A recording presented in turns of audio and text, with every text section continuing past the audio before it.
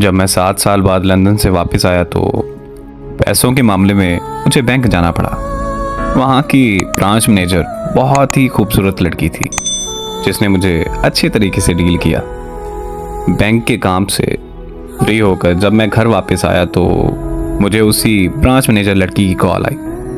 वो मुझे कहने लगी कि आप अपना शनाख्ती कार्ड बैंक में ही भूल गए। तो मैंने उसे कहा कि मैं कल आकर बैंक से ले लूँगा, लेकिन वो शाम को हमारे घर आ गई। वो मुझसे कहने लगी कि मैं यहाँ पास में ही रहती हूँ, बैंक से वापस घर आ रही थी तो सोचा कि मैं आपको आपका शनाख्ती कार्ड वापस दे दी जाऊँ। हमारे घर में मेरे अलावा मेरे माँ बाप और एक छोटा भाई था। अम्मी ने उससे चाय का पूछा तो उसने हाँ कर दी। फिर उसने बैठकर हमारे साथ चाय पी और वापस अपने घर चली गई।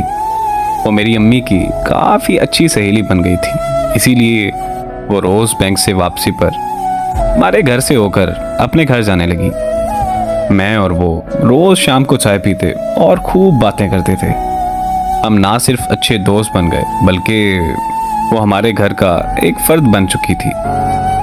फिर एक दिन उसे पता चला कि मैं लंदन वापस जा रहा हूँ तो वो मेरे कमरे में आकर रोने लगी और ये कहने लगी कि मैं आपसे बहुत ज़्यादा प्यार करती हूँ, मैं आपको देखे बगैर नहीं रह सकती, इसीलिए रोज़ आपके घर आती हूँ, आप प्लीज़ मुझसे इतनी दूर मत जाएं। उसका इजहार मोहब्बत सुनकर मुझे बहुत खुशी हुई क्योंकि मैं भी उससे बहुत ज़्यादा प्यार करता था, मगर इजहार करने से डरता था कि कहीं हमारी दोस्ती भी ख़त्म ना हो जाए।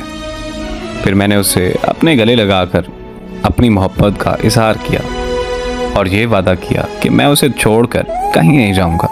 इस तरह मैं वापस लंदन नहीं गया। फिर हमारे घर वालों की मुलाकात के बाद हमारा रिश्ता पक्का हो गया।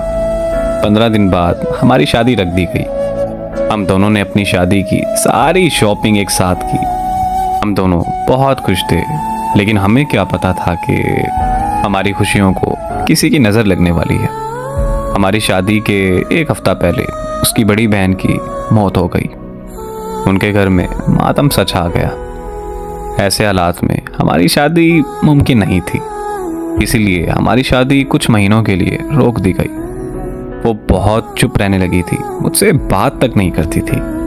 फिर एक दिन मुझे उसकी कॉल आई और वो रोते हुए मुझे कहने लगी कि मुझे माफ़ कर देना, मैं अपने बहनोई से शादी करने जा रही हूँ। अगर तुम ऐसा नहीं करोगी तो मेरी बहन के बच्चे रुल जाएंगे। और फिर रोते हुए उसने कॉल बंद कर दी। उसकी शादी वाले दिन मैं लंदन वापस चला गया और अब 3 साल बाद वापस आया हूँ। मैं वापस पाकिस्तान आना नहीं चाहता था, लेकिन अम्मी की ज़िद की वजह से मैं वापस आया। सुना है कि वो अपनी ज़िंदगी में बहुत खुश है। अल्लाह हमेशा उसे खुश ही रखे। मुझे नहीं पता कि उसने जो किया वो बेवफाई थी या वफा, मगर मैं आज भी उसे बेहद मोहब्बत करता हूँ और मैं उससे मोहब्बत अपनी आखिरी सांस तक करता रहूँगा।